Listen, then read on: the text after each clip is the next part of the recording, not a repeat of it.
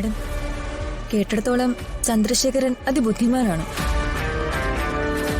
കണിമംഗലം കുടുംബത്തിന് നാശം വരുന്ന ഒരുപാട് കാര്യങ്ങൾ അയാൾ പ്ലാൻ ചെയ്തിട്ടുണ്ട്, നടപ്പാക്കിയിട്ടുണ്ട്. പക്ഷെ വരുണിനോ സൂര്യക്കോ അവരുടെ അച്ഛനോ അമ്മയ്ക്കോ അത് കണ്ടെത്താനായിട്ടില്ല. ദാറ്റ് മീൻസ് അത്രയും സൂക്ഷ്മമാണ് അയാളുടെ പ്ലാനിങ്ങുകൾ. അപ്പൊ പിന്നെ നമ്മൾ എങ്ങനെ? ശ്വേത, കുറ്റവാളികൾ എപ്പോഴും അവർക്ക് ചുറ്റും ആർക്കും കടക്കാൻ പറ്റാത്ത വിധം ഒരു കോട്ട കെട്ടിക്കൊണ്ടേയിരിക്കും. പക്ഷേ ഏത് ക്രൈമിന്റെ പിന്നിലും ഒരുപാട് ബുദ്ധിയും ഒരു ബുദ്ധിശൂന്യതയും ഉണ്ടായിരിക്കും. ആ ബുദ്ധിശൂന്യതയിലാണ് നമ്മൾ തുറന്നു കയറേണ്ടത്. അവിടെ ഉണ്ടാവും നമുക്ക് വേണ്ട തെളിവുകൾ. നിലവിലുള്ള കണ്ടീഷനിൽ ചന്ദ്രശേഖരനും ഗൗതമും കണിമംഗലത്തെ അഭയാർത്ഥികളാണ്. അവർക്ക് സ്വന്തമായി സ്വത്തില്ല, നിക്ഷേപങ്ങളില്ല. യെസ് മാം, കണിമംഗലത്തുനിന്ന് വീതം വെച്ച് കിട്ടിയതൊക്കെ ചന്ദ്രശേഖരൻ നശിപ്പിച്ചു എന്നതാണ് നിലവിലുള്ള റിപ്പോർട്ട്. അതൊരു മറയായിരിക്കാം. ചന്ദ്രശേഖരൻ നിരന്തരം വിദേശ സഞ്ചാരം നടത്തുന്നുണ്ട്.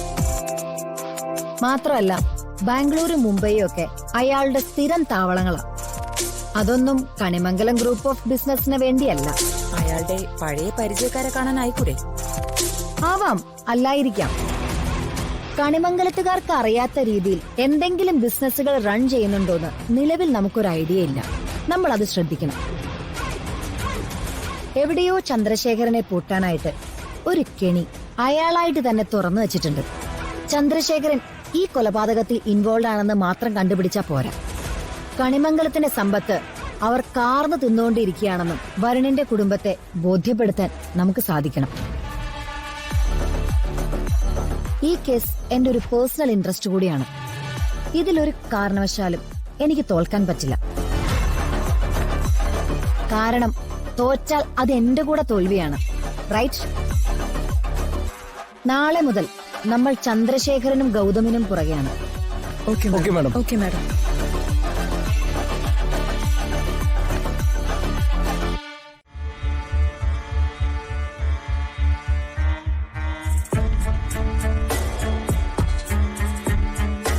പറയാവുന്ന അത്രയും ഞാൻ നിന്നോട് പറഞ്ഞില്ലേ, ഇപ്പൊ ഒന്നിനും മുതിരരുതെന്ന്. എന്നിട്ട് പിന്നെ എന്തിനാ ഇപ്പൊ അവരുടെ മുന്നിലേക്ക് പോയത്? സാറിനോട് ചോദിച്ചു നോക്ക്. സാറിന്റെ അനുവാദത്തോടു കൂടിയാ ഞാൻ പോയത്. ഞാൻ പറഞ്ഞിരുന്നു, ആരതിയുടെയും സംഘത്തിന്റെയും അന്വേഷണം നമ്മൾ വിചാരിക്കുന്ന രീതിയിലല്ലെന്ന്. ഒരു അഡ്വക്കേറ്റും കൂട്ടാളികളും എന്ന രീതിയിൽ അവരെ കാണുന്നതിൽ അർത്ഥമില്ലെന്ന്. പോലീസിനേക്കാൾ കാര്യക്ഷമമായ അന്വേഷണത്തിലാണ് ആ സംഘം. കണ്ടെത്തുന്ന തെളിവുകളുമായി അവർ കോടതിയിലേക്ക് എത്തിയാൽ ഏറ്റവും ആദ്യം അപകടത്തിലാവുന്നത് ചന്ദ്രശേഖരനായിരിക്കും.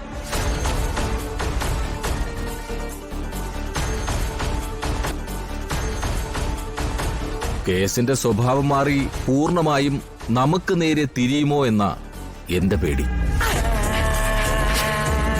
അതുകൊണ്ടാ ഗൗതമിന്റെ പ്ലാനിന് ഞാൻ കൂട്ടുനിന്നത്. പക്ഷേ അതൊരു പരാജയത്തിലെത്തുമെന്ന് ഞാൻ ഓർത്തില്ല. അവളൊരു ഫൈറ്റർ ആയിരിക്കുമെന്ന് ഞാൻ ഒരിക്കലും കരുതിയില്ല. ഞങ്ങൾ 4 പേരുണ്ടായിരുന്നു.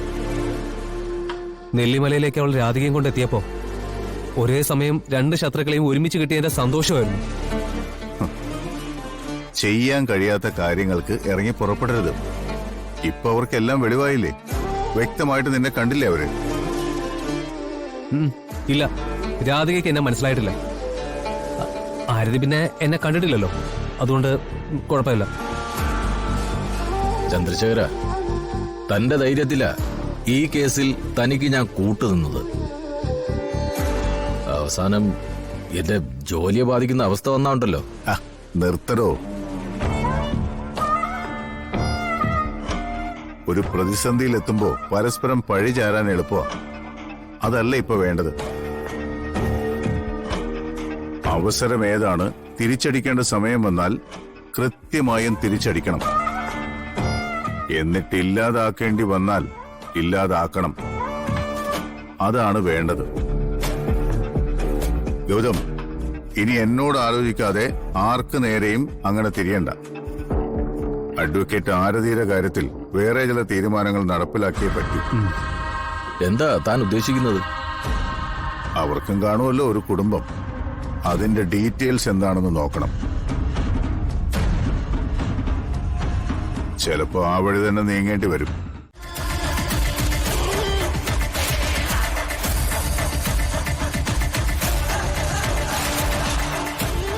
അനുസരിക്കേണ്ടവരെ അനുസരിക്കണം, അതിൽ തെറ്റൊന്നുമില്ല. പക്ഷെ അവര് പറയുന്നത് മാന്യമായ കാര്യങ്ങളാണെങ്കിൽ മാത്രം അനുസരിക്കുക, അല്ലാത്തത് നിഷേധിക്കുക. എതിർത്ത് പറയുന്നത് അഹങ്കാരാണെന്നൊരു ചിന്തയെ പാടില്ല. നമുക്കൊരു കാര്യം മനസ്സിൽ തോന്നിയ 100 തവണ നമ്മൾ നമ്മളോട് തന്നെ ചോദിക്കണം, അത് തെറ്റാണോ ശരിയാണോ എന്ന്. എന്നിട്ട് ശരിയാണെന്ന് മനസ്സിൽ ഉറപ്പിച്ചു കഴിഞ്ഞാൽ അതിലങ്ങ് ഉറച്ചു നിൽക്കണം.